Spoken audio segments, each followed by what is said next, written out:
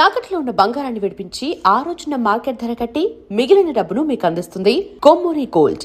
అలా ప్రతి ఒక్కడు కంఫర్ట్ జోన్ నుంచి నిన్న బాగుంది కదా, మా నాన్న బాగానే ఉన్నాడు కదా, మనం అలాగే ఉందాం, రేపు మన కొడుకు అలాగే ఉంటాడు అనుకుంటే ఎక్కడ సక్సెస్లు రావు. అది నాకు అలా అలా ప్రతి లైను కనెక్ట్ అయింది.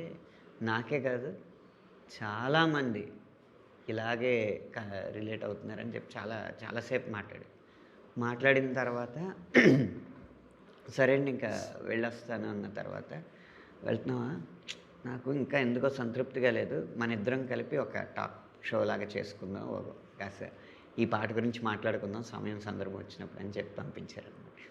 నిజంగా ఈ పాటకు ఒక మంచి సార్థకత చేకూరినట్టు అనిపించుండొచ్చు మీకు.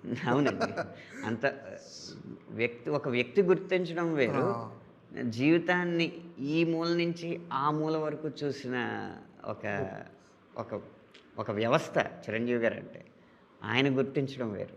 అంటే ఆయన అంటే హోల్ హార్టెడ్గా, అంటే ఎటువంటి కల్మషం లేకుండా ఆయన లైఫ్కి దీన్ని అన్వయించుకొని, అంటే అవసరం లేదు చిరంజీవి గారికి చెప్పాల్సిన అవసరం లేదు, కానీ అంత హోల్ హార్టెడ్గా చెప్పడం అనేది నిజంగా రియల్.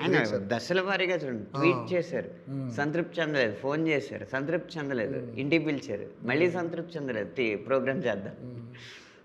సో ఈ పాటకు లభించిన అతిపెద్ద ప్రశంస చిరంజీవి గారి నుంచే వచ్చింది. అంతే కదండి, అతిపెద్ద ప్రశంస చిరంజీవి గారిది. అలాగే అత్యంత సంతృప్తికరమైన విషయం వస్తున్న నంబర్స్, అవుతున్న రీల్స్, ఇవన్నీ. సార్ ఈ పాట అంటే ఈరోజు సక్సెస్ఫుల్గా అంటే చాలా పెద్ద విజయం సాధించింది, ఈరోజు ప్రశంసలు, కానీ దీని వెనక కసరత్తు చాలా ఉంటుంది డెఫినెట్గా. ఖచ్చితంగానండి, నేను చెప్పాను కదా, ఎక్కడ మాస్ అపీల్ తగ్గకూడదు పాటకి. అలా అని చెప్పి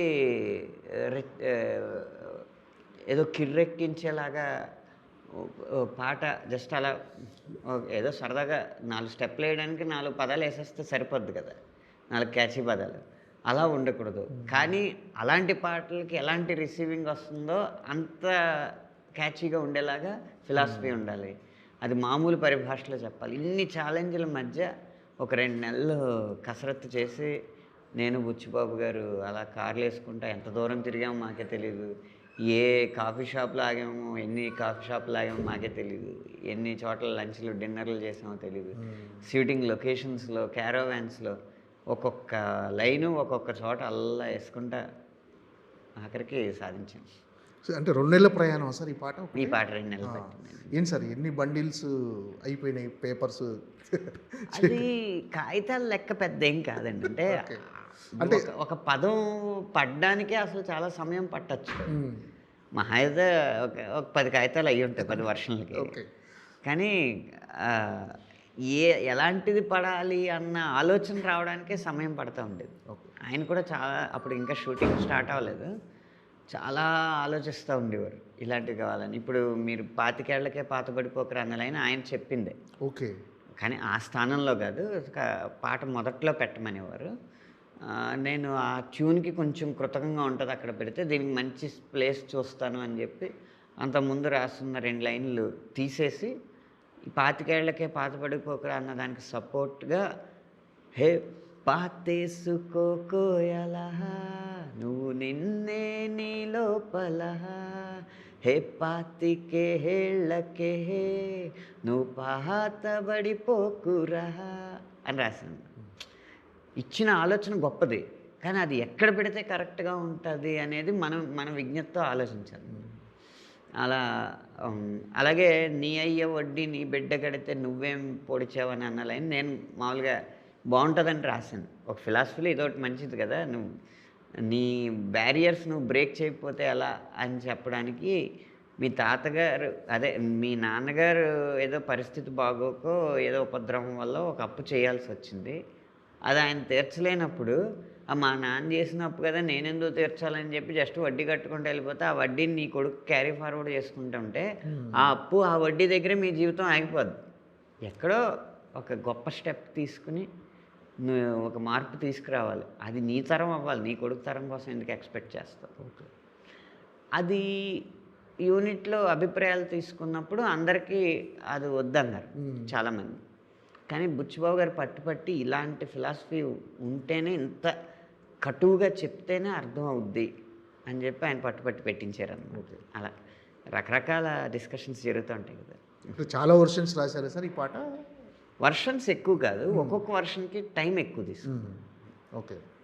ఏంటి సార్ ఫస్ట్ అసలు ఈ పాట సిచ్యువేషన్ చెప్పగానే, అంటే ఇది ఈ ఈ టైంలో వస్తుంది ఈ పాట అన్న సిచ్యువేషన్ చెప్పగానే మీకు ఛాలెంజింగ్గా అనిపించిందా సార్ ఈ పాట రాయటం? ఛాలెంజింగ్గా కనిపించలే. లడ్డు కావాలా నాయన అన్నట్టు ఎన్నాళ్ళకి దొరికింది రా బాబు, సూపర్ ఓకే. సిచ్యువేషన్.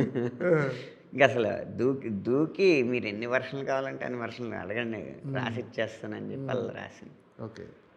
ఏంటి సార్ అంటే ఫస్ట్ రెహమాన్ గారు ట్యూన్ ఇవ్వగానే ఎన్ని రోజులు పట్టింది సార్? అంటే 2 months పట్టిందా మీరు లిరిక్స్ రైట్ ఇవ్వడానికి? ముందు ట్యూన్ అర్థం చేసుకోవడానికి నాకు 5 రోజులు పట్టిందండి. ఎందుకంటే ఇదివరకు వచ్చిన ట్యూన్లో ఏ ట్యూన్తోనూ పోల్చే ట్యూన్ కాదు కాబట్టి అర్థం అవడానికి టైం పడుతుంది. ఆ లెంత్లు కటింగ్లు అవన్నీ సాధారణమైన పాట ఉన్నట్టు ఉండవు అనమాట. వాటిని అన్నిటినీ బేరీజ్ వేసుకుని అసలు ట్యూన్ అర్థం చేసుకుని ఏ లైన్లో ఎన్ని పదాలు పడతాయి, ఏ పదంలో ఎన్ని అక్షరాలు పడతాయని ముందు ఒక గ్రాఫ్ తీసుకుని ఆ లెక్కకి సరిపోయేలా మనం చెప్పే ఫిలాసఫీలో ఏ పదాలు కూర్చాలని ఇందాక చెప్పాను కదా. 25 ఏళ్లకే పాత పడిపోకన్న ఆలోచన గొప్పదే, కానీ అది ఆ ముందొచ్చే లైన్స్లో ఫిట్ అవ్వట్లేదు. ఎక్కడ ఫిట్ అవుతుందో చూసుకుని అలా చేసుకుంటే ఆ ట్యూన్ని పూర్తిగా అధ్యయనం చేసి సీన్ అధ్యయనం చేసి డైరెక్టర్కి చెప్తున్నది నాకు తట్టినవి అన్నీ క్రోడీకరించుకుని రాయడానికి కొంచెం సమయం పట్టింది. అంటే మీ సాహిత్యం ఎంత గొప్పగా ఉందో రామ్ చరణ్ గారి స్టెప్స్ కానీ ఆ గ్రేస్ కానీ ఒక పాటకు నిండుదనం తీసుకొచ్చింది. అసలు ఆ పాటకి ఒక పరిచయం ఆ స్టెప్స్ వల్లే జరిగింది. ఇది పెద్ద పాట, అది మాంటేజ్లో వేసేస్తుంటే పాట అంత అవ్వకపోయింది. అయితే జానీ మాస్టర్ గారు ఈ పాట సందర్భంలో ఒకసారి మేము కలిసాం, ఇదే ఆఫీస్లో కలిసినప్పుడు నేను అన్నది ఏంటంటే మిగతా ఇంట్రొడక్షన్ సాంగ్ అంతా డ్యాన్స్ చేయొచ్చండి, ఎందుకంటే జస్ట్ వాడు లైఫ్ని సెలబ్రేట్ చేయడమో లేకపోతే అక్కడ ఉన్న మూమెంట్ని సెలబ్రేట్ చేయడం ఇలాగ ఉంటుంది. ఈ పాట తేడా ఏంటంటే అద్భుతమైన ఫిలాసఫీ బోధిస్తున్నాడు, కాకపోతే మాస్ పదజాలంలో ఉండడం వల్ల అది ఫిలాసఫీ లాగా ముందు ధ్వనించదు, కానీ చివరాఖరికి వచ్చేటప్పటికి ఇందులో ఏదో అర్థం ఉందని అనిపిస్తుంది. దానివల్ల ఆ రెండింటిని మనం బ్యాలెన్స్ చేయాలండి. అలా అని రెహమాన్ గారు మ్యూజిక్ని తక్కువ చేయకూడదు అంటే ఆయన చాలా జాగ్రత్తగా ప్లాన్ చేసి మీరు లిరికల్ వీడియోలో కూడా చూస్తే ఇలా ఈ ఫోజ్ ఉంది కదా, ఈ వేళ్ళు ఫోజ్ ఉంది కదా, రై రై రా రా చాలా సింపుల్గా ఉంటుంది. పాట పాడినప్పుడు చాలా సింపుల్గా ఉంటుంది, స్టెప్ లాగానే ఉండదు అసలు, కానీ గ్రేస్ కనపడుతూ ఉంటుంది. ఒక్కసారి బీజిఎం స్టార్ట్ అయ్యేటప్పటికి ఆయన విశ్వరూపం కనపడుతుంది. అంటే ఎవరిని డామినేట్ చేయకుండా ఎవరి స్థానంలో వాళ్ళు వాళ్ళ పూర్తి సామర్థ్యం మేరకు పనిచేశారు.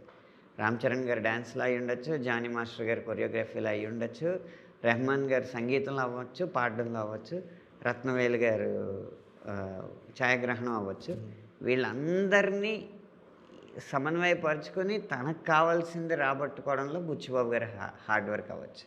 అందరూ కలిసి అందుకున్న విజయం అన్నమాట ఈ పాట. సరే, ఈ సాహిత్యం విషయంలో మీకు బుచ్చిబాబు గారికి ఏమైనా డిస్కషన్ జరిగాయా? అంటే ఫైనల్ అవుట్పుట్ కోసం చాలా రాపిళ్ళు, ఇది ఉండొచ్చు, ఇది ఉండకూడదు, ఇది ఉండొచ్చు అనకూడదు. ఇప్పుడు రైరే రారా రాసిన తర్వాత కూడా మళ్ళీ ఇంకో వర్షన్ రాసిన తర్వాత అనిపించింది మొదట లైన్ నుంచే మనం ఫిలాసఫీ మొదలు పెడితే పాట మాస్కి రీచ్ అవ్వదు, ఇలా సౌండ్ బ్యూటీ ఉండాలి అని చెప్పి ఆ రైరే రారాని ఉంచుకుని ఇలా 25 ఏళ్ళకే పాతబడి ఒకరు అలాంటి లైన్లు యాడ్ చేసుకుని అలా ఎప్పటికప్పుడు మారుస్తూ వచ్చాను.